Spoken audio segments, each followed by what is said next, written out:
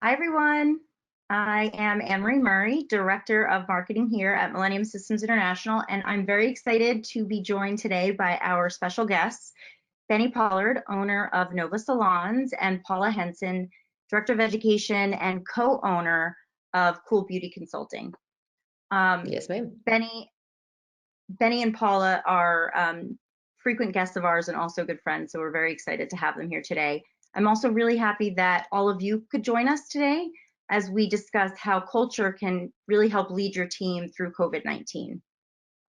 A couple of the things we're going to cover: how your company culture can be really a driving force for your team, the importance of communicating to both your employees and your clients, the role technology is able to play in helping improve your culture. And then finally, we'll talk a little bit about how you can use this time as an opportunity to reset your culture. One sort of housekeeping item: if you have questions, please put them in the question box, and we will be saving time at the end to answer as many of those questions as we can get to. So without further ado, I'm going to get things kicked off. We're going to jump right in. So we're focused on culture today, and now more than ever, this is a time when, this is where businesses are really looking back and reflecting, and something that Bennie and Paula have talked a lot about. So what I really want to start, Bennie and Paula, the first thing I want to ask you is, how do you define and what do you mean by company culture when you talk about that? Okay. Well, first thing is I'm actually going to lean into Webster's dictionary to start this conversation, and I want to emphasize that word conversation. We're going to have a conversational approach to some of these topics, and first of all, I'm very grateful on behalf of Paula and myself to be sharing this with all of you out there. So let's look at what Webster's is saying about culture. The sum of attitudes, customs, and beliefs that distinguishes one group from another. Culture is transmitted through language, material objects, ritual, institutions, and art from one generation to the next. Now, we're going to lean mostly on the beliefs and maybe some of the rituals and what culture is and what the behavior is. And every salon out there, all of you have a culture that is living and breathing as we speak. Some better, some not. It really depends on what it is and how much on purpose you really are. And Paula has a wonderful way to bring this to the table. Paula, would you please share the thought on that? Yeah, well, usually when we teach about culture, we talk about how much culture is measured in your successes, the way you celebrate with each other, the way things look in your salon, your vibe, your tribe, all those types of words. The thing about what we're experiencing right now during this quarantine and this shutdown, and in general, the problem with pain or bad situations is what happens is an individual person really quickly, their instant reaction tends to be very true to what's in their heart. That gut reaction and that gut instinct is a really big part of who they are on the inside. And when we look at that as a business, then the culture is the heart of the business. So now our salons, right, are in this situation. All of us are shut down. All of our staff is in quarantine. I mean, we have people that we know and love that have been personally affected, some in more serious ways than others, to this whole pandemic. And it strips us down very quickly to the heart of the matter and the heart of the business. And that is what we're seeing in response. It's like a fight or flight type of thing begins to happen. Awesome. So that actually leads me to, you said a little bit about measuring the effectiveness. So how do you, first of all, why does that matter right now? And how can you measure the effectiveness of the culture? And if so, how would you go about doing that? Culture itself is culture is a business thing. It's a tribe thing, national thing, a family thing, and sometimes we will go even through generations of doing and behaving the same way without even realizing it. And the reason we're not realizing it is because we're truly not measuring anything. For culture now, it's more about observation. So, for example, it's how I'm observing the behavior of my team during this quarantine. There's nothing mandatory for the team to do right now. Everyone's off. So there's no way for me to say, you got to go do this, let's go do this, and this is how we're going to do this. That doesn't exist right now. So the only thing I can do is observe behavior. And that, I'm going to go back to a second ago about my culture, being on purpose with my culture, and being very direct and thoughtful about what my culture is. But as of right now, I'm simply observing some of the behaviors that I had in the past for my culture, because obviously they're all on their own right now. So Right. observation Yeah. is key. And I think Paula? I think we want a measuring stick. Like if I'm rating people on 1 to 10, if they do this behavior, it's a 2. If they do this behavior, it's a 7. If you add all 3 weeks together, you know if you have a good culture, right? But Right, right. it's not how it works. It is very observation. It's very gut driven. You know, like and we have to check our own thoughts and our own guts, especially in self quarantine, because I think sometimes we can accidentally maybe tell ourselves some novels that aren't accurate, you know. Yeah. So the best thing to do is just call somebody to ask, right? But a lot of it is a big gut check. And we talk a lot about culture becoming this self-protecting entity. I mean, of course, culture begins at the top. It begins with the leadership, salon ownership, management, and that's where it begins to grow. But really, where you're harvesting your culture in individual relationships throughout your building. You know, not everything has to go to the top. And so it becomes very self-protecting. And we've actually, with NOVA Salons, experienced this and I think seen this firsthand during this quarantine, is our team is reaching out to each other and they're connecting with each other, and they're doing like Facebook workouts and that type of thing, simply to stay connected. And they're calling and touching base. Of course, that's happening some through leadership as well. But knowing and watching that happen feels good on the gut. You know, you feel like your people have their back. If you're seeing something opposite, if you're like, I can't track down any of my employees, they've all gone missing, you know, nobody's answering my text, that might be a little bit of a different, you know, gut feeling on how to measure it right now. So No, you've sort of, that. go ahead, Benny. No, I'm sorry. Go ahead, Emery. That's good. No, I was just going to say, you've sort of started to answer one of the things I was thinking about next. I want to see if you want to expand on this at all, and Benny, maybe you do, which is that idea of how have you observed your culture as a result of everything that's been going on, and how has your observation of that culture helped you, and how have you seen that sort of help you be maybe more effective during these times? Well, the interesting thing is when I used the word observation a minute ago, you know, the conversation at that moment was about observing my team and their behaviors and so forth. However, the biggest observation is the one I've had of myself, and how I have been thinking about it and how I feel about it and so forth. So my own personal observations and awareness has been really interesting to watch, because I feel, quite frankly, very comfortable. Very little worry, very much about excited to get back around my team again, and it's all, you know, other than, you know, the obvious cash flow stuff. You know, the way I feel about my team, you know, I don't think it's really ever been any stronger than it is right now, and how I feel about it. So my gut says, hey, it's going to be okay. It's rock and roll time. You know, you've done a good job with your people. Your people are really good and they're really important, and they're really smart. And as Paula alluded to a second ago, they're very self-protecting. You know, and we always knew we had a self-protecting culture. I say we always knew. We watched it mature over the years. And it's one of the things that we talk about when I get the opportunity to speak with salon owners, is how to really create that self-protecting. And what I mean by self-protecting is when someone does get into the team that it's not quite a fit, and sometimes that happens, the self-protecting nature of the culture will almost force an exit, if you will, right? Yeah. And also, on the other hand, it's also a law of attraction thing, which I'll share a little bit more about that later. To answer your question directly, that the observation of myself and being able to feel somewhat relaxed, knowing that my culture is alive and breathing, it's been a very eye-opening experience for me to watch them somewhat flourish among each other and be able to talk, and you know, they've made some videos, they've done some really great posts and so forth. It's great. It's been really, really great. I hope that it has answered the question, and I hope that all the attendees here can look inside too and observe your own behaviors and stuff as well, because that's going to be a mirror of your culture too and how you move them forward.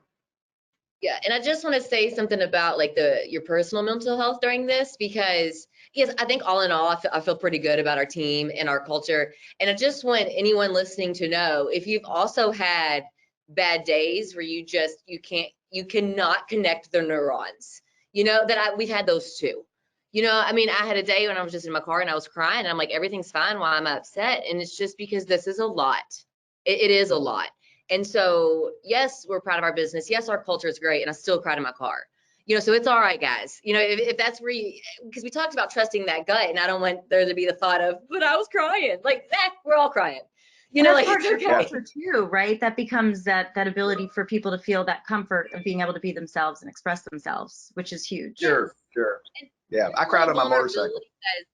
Yeah, a little vulnerability that's allowed, Yeah. and that's okay, that we're not all perfect, and we don't always have these perfect days, but we do have a team and an army, around us that can help lift us up in those moments. I think that's really valuable too. That's awesome. Yeah, it's amazing watching the love and a really good culture will have longevity as well. And some of our folks, I'm very grateful to be able to say that we've worked together for 2 decades. And that's part of that self-protecting thing as well. And it's all growth oriented. Everyone's growth oriented and achievement oriented, and I think that plays a role also. It sounds like your staff is reacting well, and it sounds like you guys have really observed some of the fruits of your labor and the culture that you've built.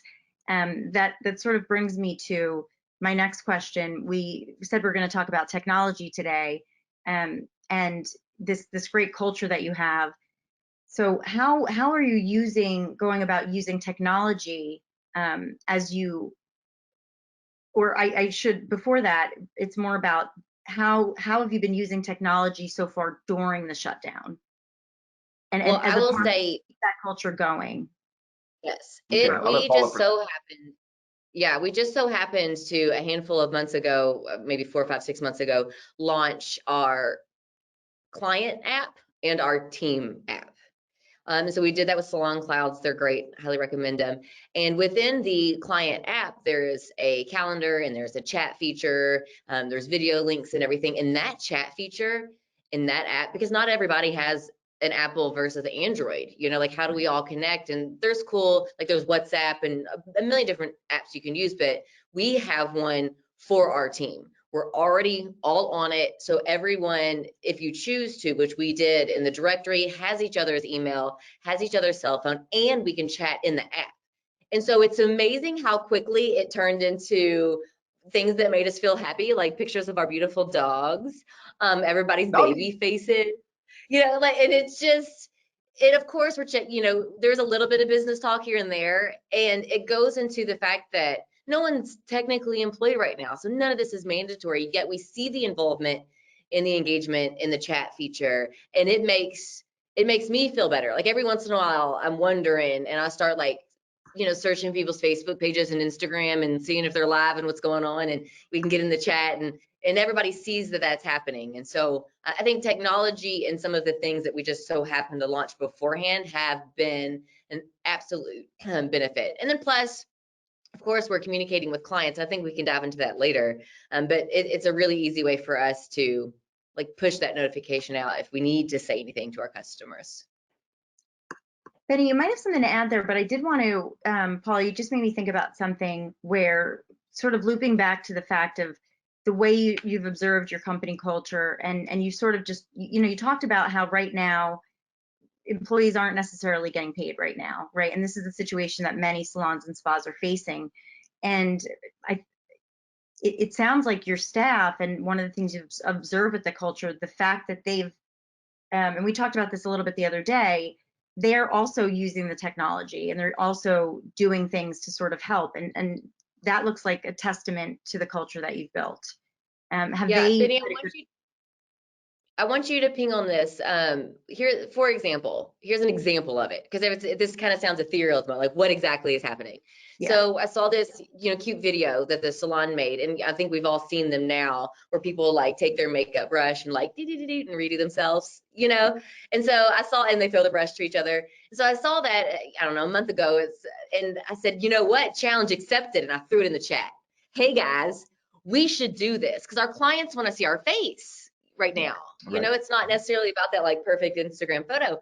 And one of the younger girls to our team just was like, I'm taking charge. And I was like, all right, throwing the ball to you. And like in a separate, not in our big chat, just in a separate situation, they organized this entire video. And it's cool to see like leadership rise up during this. And that's what I wanted you to add on to. Yeah, I would love to go there. This falls back into the observation thing as well, and a self-protecting culture as well. In some of these trying times, actually good times too, generally speaking, leadership will always show itself, and sometimes it doesn't really even know it's showing itself, or the person doesn't even realize that they have a leadership skill set at all, or if they are, or they aren't, or they don't intuitively feel that way. So times like this, and we witnessed it in our own group too, is you see leadership being confirmed. And sometimes that's a fantastic boost to one's self-esteem as well. It's like, oh, wow, I just did that. People listened to me. People got involved and got excited, and it was great. And it was really, and so leadership will be confirmed in these types of times.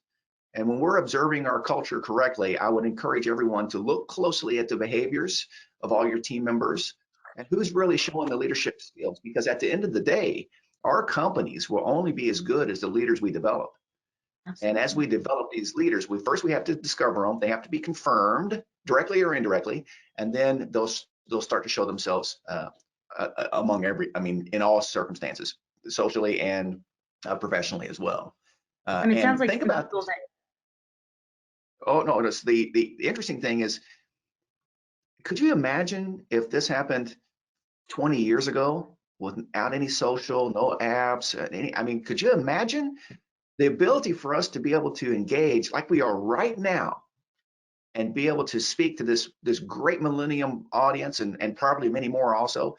It gives us the opportunity to share in really wacky times, and it's just amazing. It's amazing.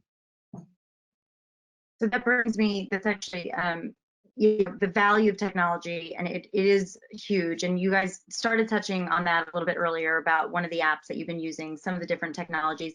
Can you expand on that a little bit more, on some more of the technologies that you're using, not only now, but that you start to use and assist you in relaunching and also staying connected with your customers? Just to get Bennie, into a little more detail on that. I'm going to take this first real quick, because there's a couple of questions that are popping up as well from the viewers that I can kind of answer at the same time. And that one, repeat, what app was I talking about? So there's two apps that I mentioned already. One is called WhatsApp, like WHATSAPP. It's what my family uses to FaceTime with all of our kids, because I have a sister that's on an Android. So WhatsApp is the free one. And then Salon Clouds is who built our personalized app for NOVA. And we really enjoy that because it also connects to our Meevo 2, which we use for Millennium. And there's some really cool ways that integrates in. So that's the answer to quite a few of the questions that popped up. Salon Clouds built our personalized NOVA app. And then WhatsApp is just the free one I got off of, your app store. So I met Dylan and the Salon Clouds team speaking at one of the business masteries with John and the Millennium family and all that. So it's like a big happy family. So that's why we chose to go that route, was because of the connection to Millennium and so forth. So very happy with those guys, real folks. Bennie, tell us, because I want to go into how we're relaunching with our customers with this. Tell us about your fun idea on doing the sales rankings. I can kind of go through the logistics, but you present the idea for them. It's great. Well, I might have got myself in over my head actually on this one, but I think it's tremendous. And Yeah, I was talking with John Harms, the founder of Millennium, and we were talking about reporting and the things that Meevo brings to the table in the form of sales rankings and sales rankings of product sales rankings, top to bottom. What's your number one, number two, number three? Client sales rankings per visit. You can do it. I think you do it per visit, per dollar amount, and so forth. So the idea we had was what we'll do is we'll take, I say, the top 50, 60, 70, maybe even 100 of the top clients based through sales ranking and do an actual personal little 2 or 3 second selfie video to each one of them saying, I miss you so much. I can't wait to see you. We open on this date. Boom. Then to go to the next one. Now, at 2 to 4 seconds each, you have a couple of hours invested in at least that top 100. But here's what's really cool. It will shock you the amount of money some of these clients are spending in your business that you may or may not have been aware of. Generally speaking, we have this thought of, oh, she's a great customer. She comes all the time. That's the blanket.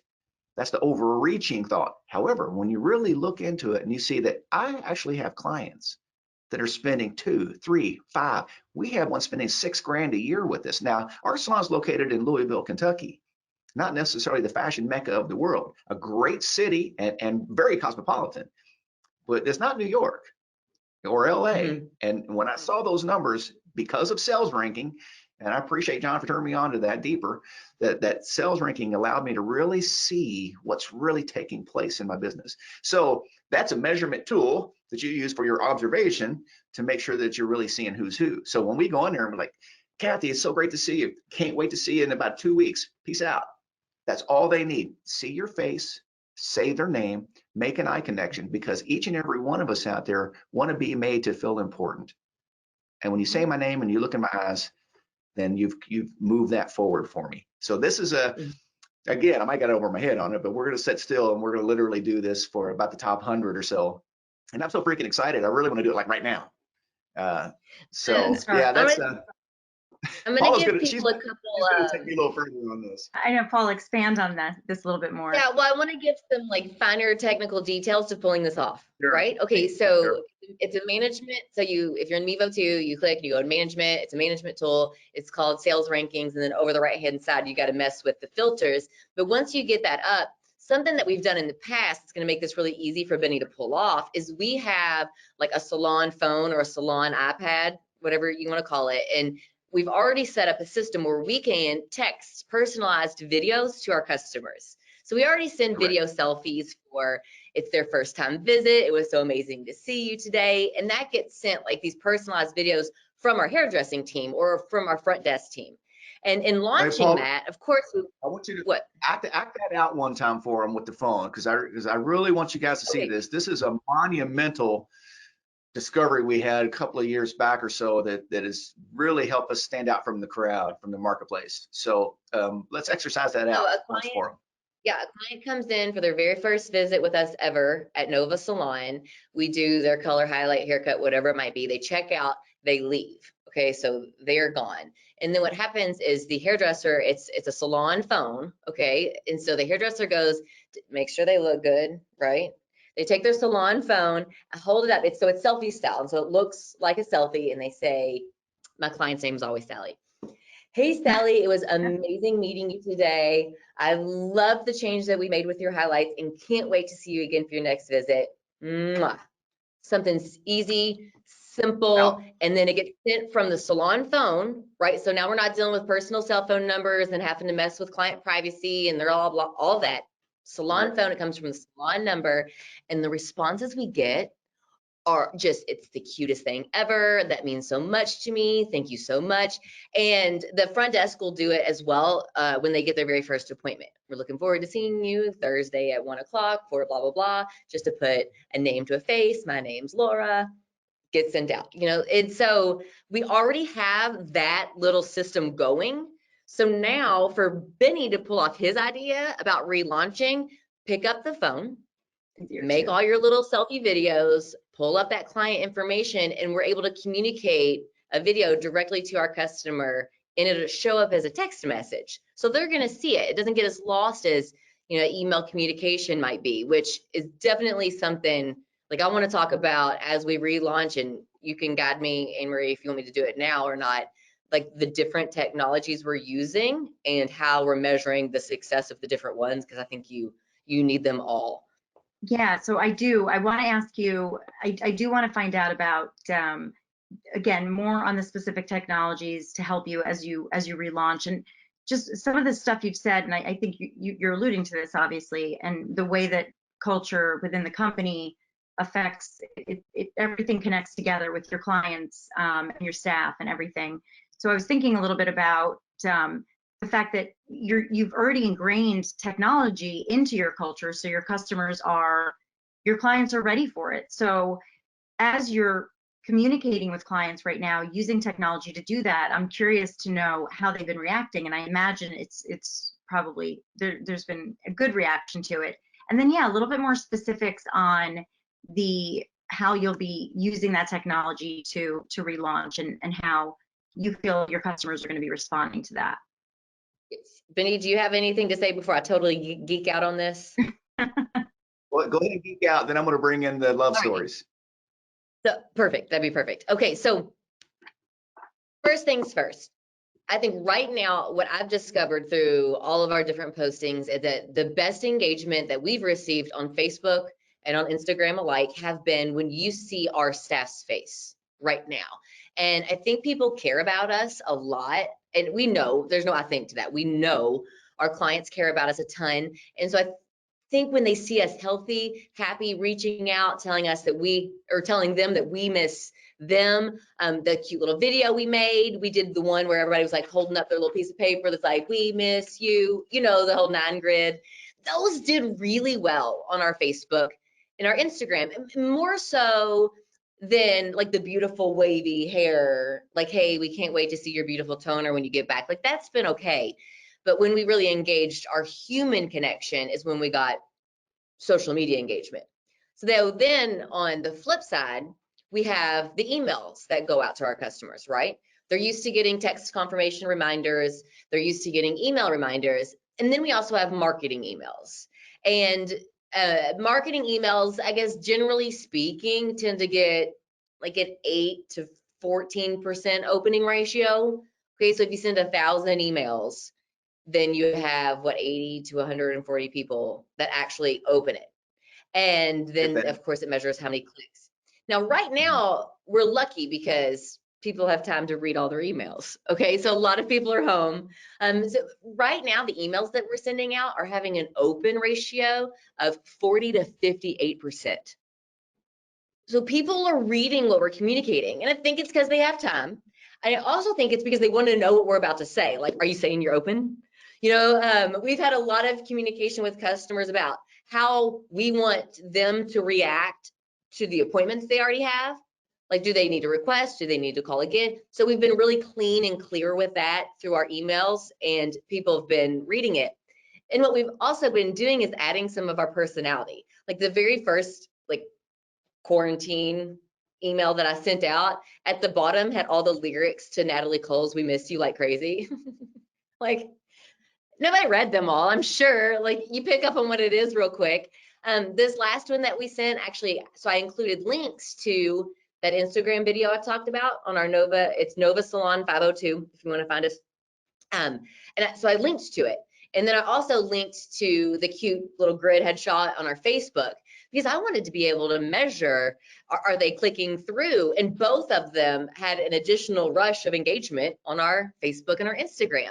So we're using the shutdown time, of course, to connect with our customers. We have to remember it's a marketing time as well, to stay current and to stay in people's faces in a positive way. And I will tell you that, at least from the measurable results that Facebook, Instagram, and email marketing give you, it is working. And so that email that goes out announcing our reopening date, whenever we figure out what that is, I'm going to be really smart about the additional information I include, because it's almost a once in a lifetime opportunity I'm guessing I'm going to have a 60 or 70% open ratio.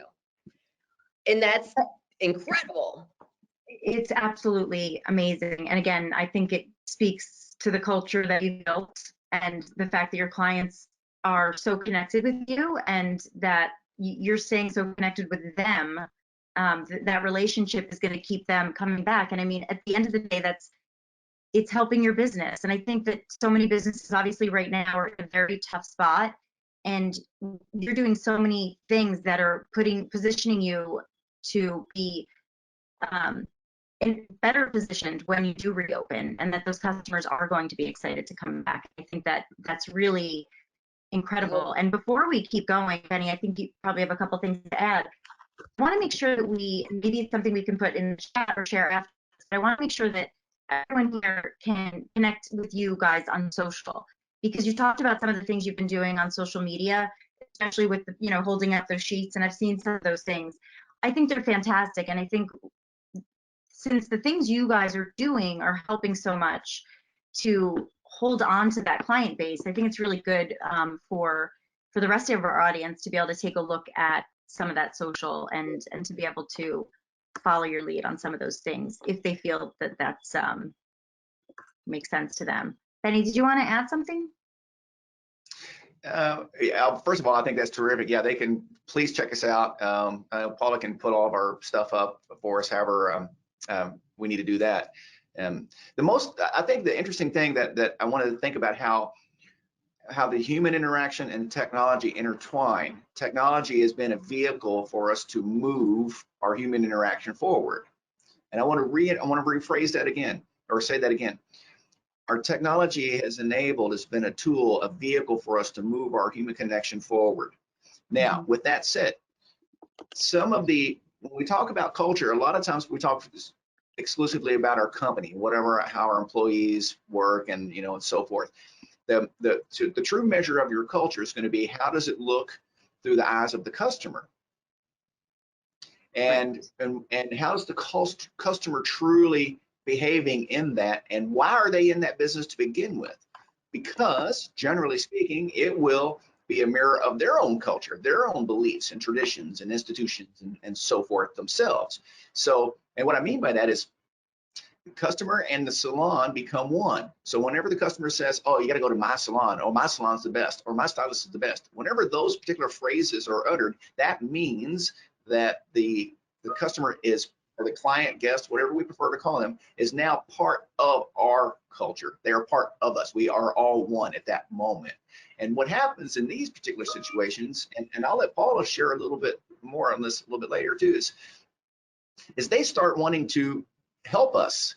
They want to give us, like for example, we've had stories of customers walking into salons and saying, oh, and ours too, I want to pay for my haircut. I know I'm not coming in, but I know you guys are closed. I want to pay for my haircut. Hey, I want to buy a gift card. Let me buy a gift card. Hey, I want to make sure that Katie is covered. I know she was my stylist all the time. So it's all these wonderful little love thoughts that is further proof through observation, obviously, that the culture is alive and kicking. Now, here's what's interesting.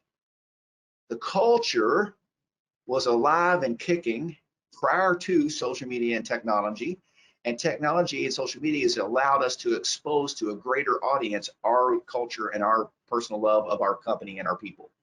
And that has been the number one most beautiful thing that I've experienced and watched happen. And they will come to you. Now, there's a couple of points here that I want to say. They will come to you and ask you what they can do. So Paula, why don't you give a couple of responses from salons, and then I want to come back in on a couple of comments, a couple of points I want to make on that. So customer says, oh my God, you guys, what can I do for you? How are y'all doing, Paula? Well, I feel like for the most part, when they hear that, like, oh, what can I do to help? People are like, oh, thanks, that's so sweet. We're fine. Thank you for asking. It's all good. We're getting through it. There's nothing, I guess, wrong with that, but you never answer their question. And when people are showing you that they care and they want to help, I think it's really important that we prepare our team, especially as we reopen. Because right now, people aren't talking as much as once we're reopened. We prepare our team with the dialogue on how to answer that question properly. When someone says, what can I do? How have you been? How can I help? Prepare with, it's the 4 R's: retail, rebook, referral, and reviews. Prepare dialogue to say, you know what, the best thing that you could do to help me right now, you're already doing half of it, you're here. Thank you so much for coming in for your service. The next best thing you could do is spend as much money as possible. You know, and it's going to be the way you perform it, and it needs to fit your salon culture and vibe. But simply saying, it would mean the world to me. It would mean the world to the entire business and really help us get our momentum going back in our salon's economy. If you purchase your shampoo, conditioner, and styling products here today, and if you have the time, and not the time, if you have the financial opportunity, let's splurge a little on yourself. Let's redo your whole cabinet. You know, get that additional fancy lotion or the eyeshadow or whatever it might be, because we know the stimulus checks went out, right? And I'm sure financial advisors are going to argue me on this one, but I'm going to tell you what my family's doing with it, because I say we spend it. You spend it in our local economy, because that's what me as a small business, that's what I need. You know, and I think if we prepare our hairdressers with this type of open-ended conversational dialogue, right? It's a script, but it's not a script. You know, it's something that you talk about with the best thing you can do for us right now is buy retail. It's going to infuse our salon and myself, of course, with the cash we need to jumpstart and get going again. And then, of course, maybe have some specials or something to offer. And then, of course, in addition, post some reviews. Do you have a Yelp account? Do you have a Google account? Do you have a Facebook account? Do you have an Instagram account? What else do you do? I mean, if someone wants to help, all of that's free. Say great things about us on the internet. Post a selfie of your hair today and brag about me. And I think sometimes people have a hard time answering questions that way, because we are asking for them to do something for us or to give. And there's a little bit of something about, I don't know if it's our culture or this world or whatever it might be, that makes it hard for people to say that. If you think of it on the receiving end, you know, if I, for example, I love my realtor. He's incredible. And I will bend over backwards to tell everybody about him. And if he looked at me and he said, you know what, Paula, coming out of this quarantine, I could really use your help connecting and engaging me with some other clients. Do you know anybody? Or, hey, you know what? I have this Yelp page up, or Angie's List, or whatever realtors do. I don't know, right? But if he said, hey, if I send you a link, will you say something nice about me? Will you post a review? My response, because of the way I love my business relationship with my realtor, is like, hot dog, yeah, I can. What do I do? What do you want me to say? How do you want me to brag about it? Do you want me to send him anywhere in particular? Like, I'm gonna love it. It's gonna feel great for me to be able to give back to him. And I know a lot of our clients feel that way about our salon, and I know they feel that way about all of the hairdressers I work with. So preparing our team with an answer to say, this is what you can do. Retail, rebook, referrals, reviews. There's our 4 R's. This actually brings me to Bennie. Did you want to expand on that? Because I have. Well, I want to finish. I want to finish this thought, because there's something that's really, really important that a lot of folks sometimes. I know I missed it for quite some time. When someone reaches out to show love and to help love, it's very critical to accept it. So as Paula said, yes, I would love your help. Here's what I could need you to do. That exchange between, hey, can I help you? And you saying, yes, you can, here's how. That is the most monumental thing that can happen for you. And if I say, no, we're fine, then what I'm doing is I'm deflecting that person's love and caring. Yeah. So I want to be able to receive. See, most folks have a hard time receiving, not giving, receiving. So when someone reaches out and wants to help you, be prepared to accept it and receive it. And then obviously do the same, always give too. You know, there's 2 sides to the coin. You know, it's better to give than receive thing. Well, that's important, but if I'm not willing to receive the love, then how did I make that other person feel? Yeah. You know, that person reaching out to love me and reaching out to help me because you know, they care. And so it's very important to respond. So everything Paula says, like, here's how you do it. Thank you so much. Absolutely. Do this, do this, do this. That'll be great for us. By the way, what can I do for you other than some really cool hair and some good shampoo? So that's great. It gets me thinking, and we've got all these folks that are listening right now, and you've been very fortunate, but you've been very thoughtful about the way that your culture has developed. For folks out there that have taken a look and have started to observe their company culture as a result of everything that's happening. For those that haven't really loved what they've seen, or have felt that or that maybe they're listening to this now and they're saying, gosh, I didn't even really think about the fact that I might be missing out on all these great things that you're talking about right now. So is there advice that you can offer to our audience on some things that, not only how they could embrace change, but also what they can start to do right now? And they're probably two separate questions, but I think that would be helpful for our audience if you could talk a little bit about that. I'll take the first couple points, Paula, and then turn it over. Paula and I have worked together for a really long time, so a lot of our thoughts and our Lucky culture and him. our business have developed together. So it's almost like we've worked together so long that their culture, it's self-evident for us. However, it's not that true for everyone. So the first thing that I would really recommend, and I say I recommend, it's universal truth really, is we have a moment of pause now, and we can sit still and really be purposeful of our thinking. And the most important thing that I would recommend is for all salon owners, all business owners for that matter, would be to sit still with a piece of paper and a pencil, so we can get the movement and the cellular level involved, and truly write a few things down that you truly want. You see, a lot of businesses, a lot of businesses, should have been closed 5 years ago, and they just and they never closed. So, and what I mean by that is sometimes we'll be in business, we'll not really sure why. Maybe someone thought we were supposed to be in business or whatever it might be, or they they're not doing very well, their culture is not very good or whatever it might be, and they don't want to appear to be a failure, and so they won't stop, they won't quit, they won't follow their true dreams out of pride maybe, or whatever it might be. And I share some of these emotions because I've lived some of those in some of my business practices. So I totally get it. Now's the time to sit still, put that pen to paper, and what is important to you. Mm-hmm. And there are no wrong answers. Yeah. What is important to you, because this reset time. What am I doing here? Yeah. Why am I doing it? Is it working? Am I happy?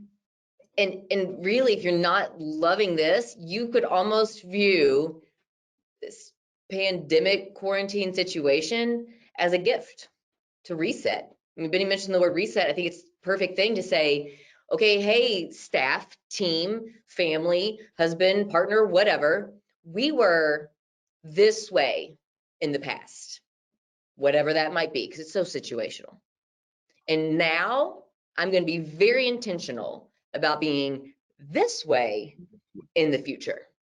Are you with me? And some people will be so with you, because it's a nervous thing to say, right? Like, what if people don't agree? What if they think I'm stupid? Like all the stuff that we put in our head. I think you would be shocked about how when you put your positive, wonderful, caring intentions out into the world, how sometimes people will, they'll just bend over backwards and dive through fire to help you achieve your goals, especially when you've defined them well. So Correct. being thoughtful and quiet isn't something necessarily that is instinctive for me, right? And probably not a lot of other chatty hairdressers. We're such extroverts. Oh, you can't tell that. Oh, what? But yeah, if I'm forced to sit and think and drink a lot of wine, really interesting thoughts come into my mind. And I think a lot of those can really showcase your true whys and your true hows. It's like the who, what, when, where, why, how are you doing your business? Answering those questions really nicely and cleanly for yourself, and then being really intentional and purposeful during your relaunch with showcasing that to your team and your clients. I think sometimes we forget about the client part of culture. It's huge. Yeah, and I think the reset, and I want to make sure that we're looking at this through the positive lens. Sometimes we get so busy with everything that we have a tendency to not think deep enough in our own business, our own dreams and ambitions and so forth. And I think that's very, very, very, very important in times of trying times or not. That's a principle that is universal, and it's very, very important. And then Paul is right. Once you show your intentions, things will come out of nowhere to help you. So if it really is to move your salon to the next place, to double the size, to open more locations, whatever it is, I mean, put that on a piece of paper and then go for it like a bat out of hell. We've never had, I mean, we've worked together 17 years. We've never had this chance in history to do such an intentional reset if we choose, or even, like you said, it's not always a full reset. It might just be a pivot. But what an amazing time to plan a pivot. Yeah, like I ordered a jump rope. I'm going to start jump roping. Like I know that doesn't, but that's going to be this huge thing for me in working out. It's a pivot. And so I want to showcase to everyone listening that it could be as dramatic as opening a second location, closing your business, breaking up with a boyfriend, or like buying a jump rope, legit for real, and promising you're going to use it. I mean, everything has its different measurable values for yourself. And the only person's opinion of those pivots or resets that matters is yourself. And in your family, of course, if you have business partners, I'd put them there. But it's about why are we here and what are we doing on this planet Earth? And I think we're all on the same page right now, knowing that life and business is a gift. And it's a responsibility, and it's something that I love doing. And I'm really excited about being even more intentional about it coming out of this than we were before. Thank you so much. There's something else that you've got me thinking about, which, we talked a little bit about, what people can be doing now and this idea of resetting. And there's clearly a new normal right now, right? So with folks that need to embrace this new normal, that need to change their mindsets potentially, that decide that I do want to change my mindset, there's certain things that they might need to give up potentially as they go about doing that in their time of reset. Can you talk to me a little bit about that? Because that type of change might be something that might be difficult for some folks to think about. So can you maybe talk a little bit about that? Yeah, I'll start out, Paula. You can add what you'd like to this. Change itself is usually an addition / subtraction. It's like a math equation. And if I'm really going to embrace change, that means I'm going to do something differently or add something to or move in a different direction. And with that, change truly happens when we have to surrender something for the change to happen. So another phrase is there that you can use is you have to give up to go up. So any changes I need to make, I need to exit something to enter the new place. And that's one of those things where it's like, oh my gosh, well, as you're doing your dream sheet, whatever it is that you're really saying, what do I really want? As I write down what I want, another column should be, what am I getting rid of? Right.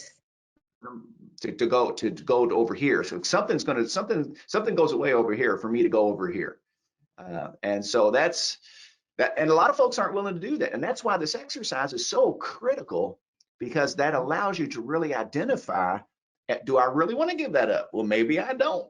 So maybe, maybe the thoughts of having 4 locations over here, maybe that's really not what I want, because I don't really want to sacrifice and give up this and this and this to go do this, this and this. And that is the most beautiful thing about sitting still and sitting quiet for a minute and doing this. The most important thing, like I get this question a lot now from a lot of our salons that we consult with.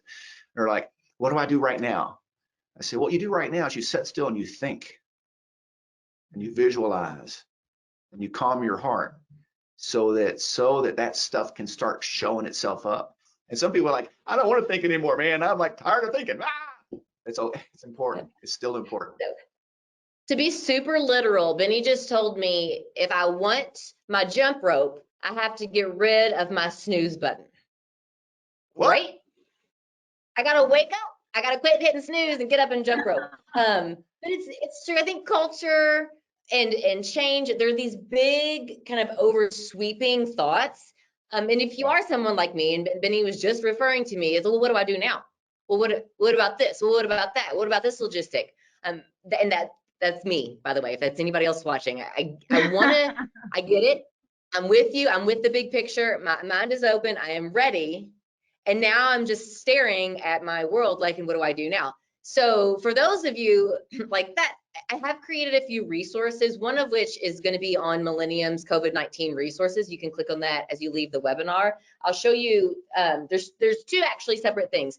First is we created, and this is on Cool Beauty Consulting's page, 25 things to do in your business and for yourself right now in the shutdown. So it's pages of like literal things that you can check off.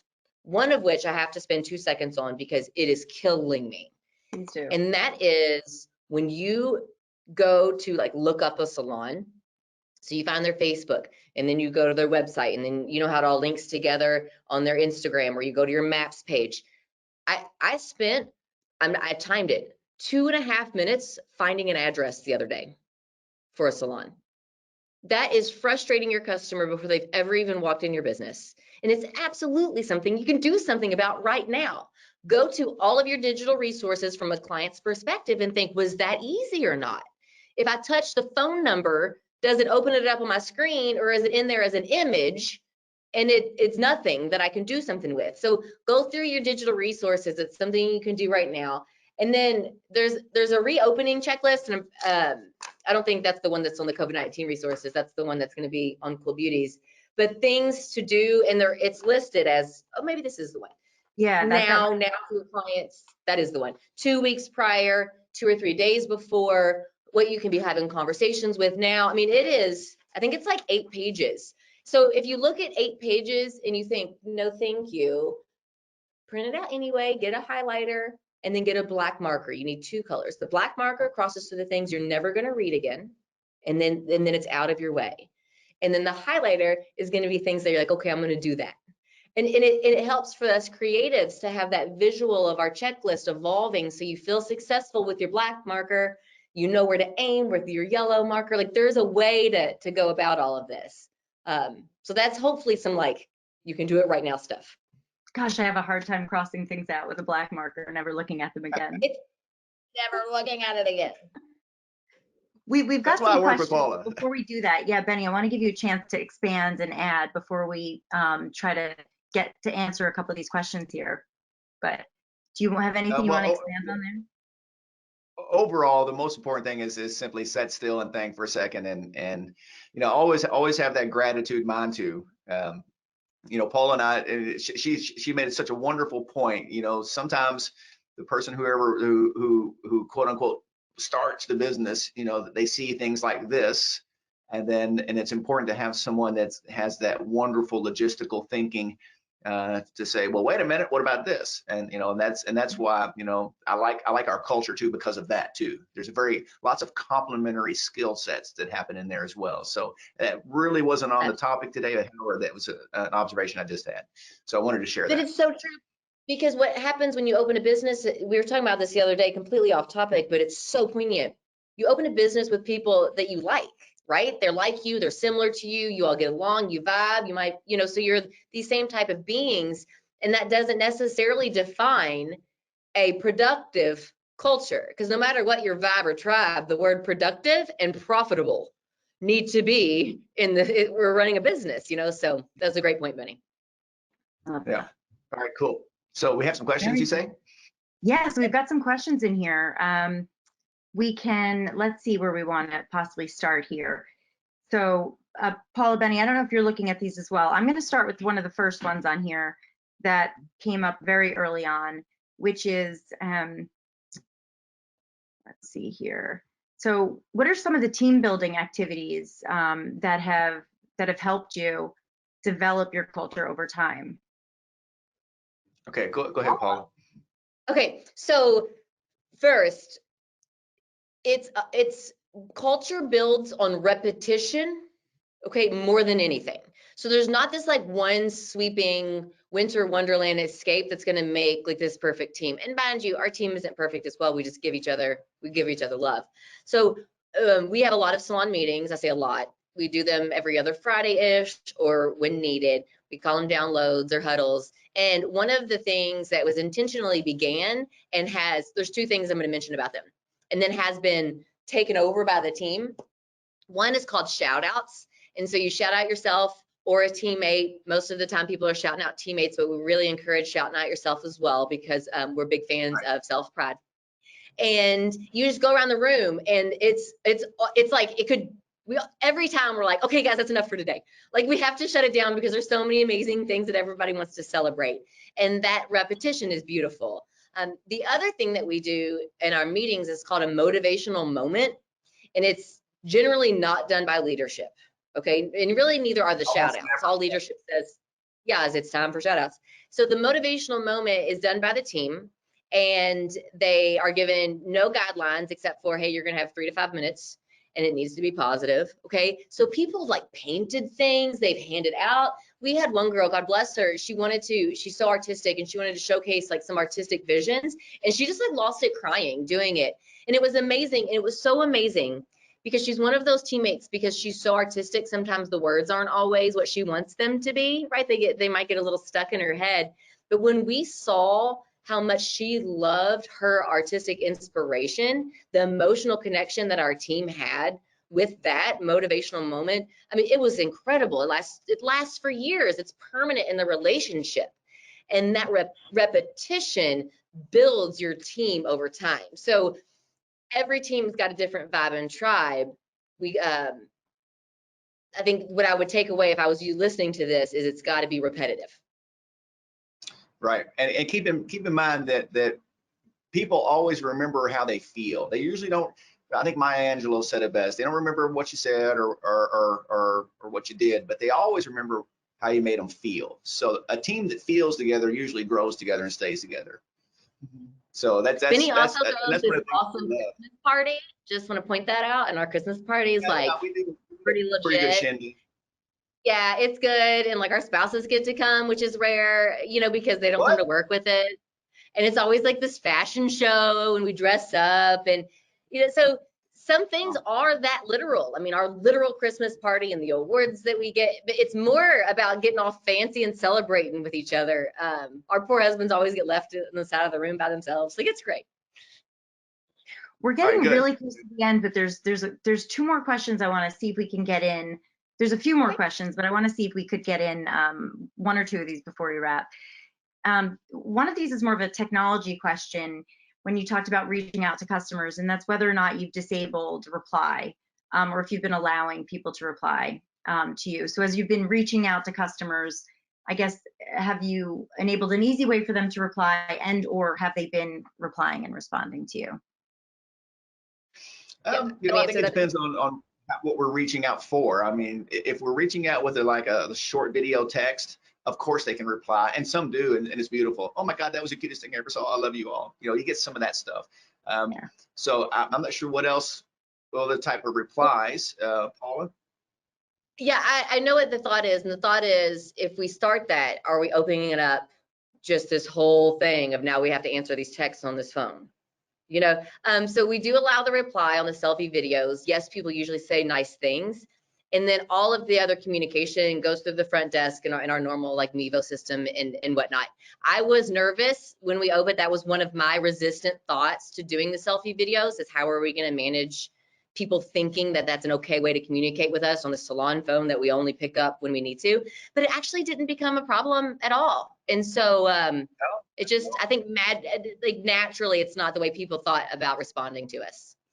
Right.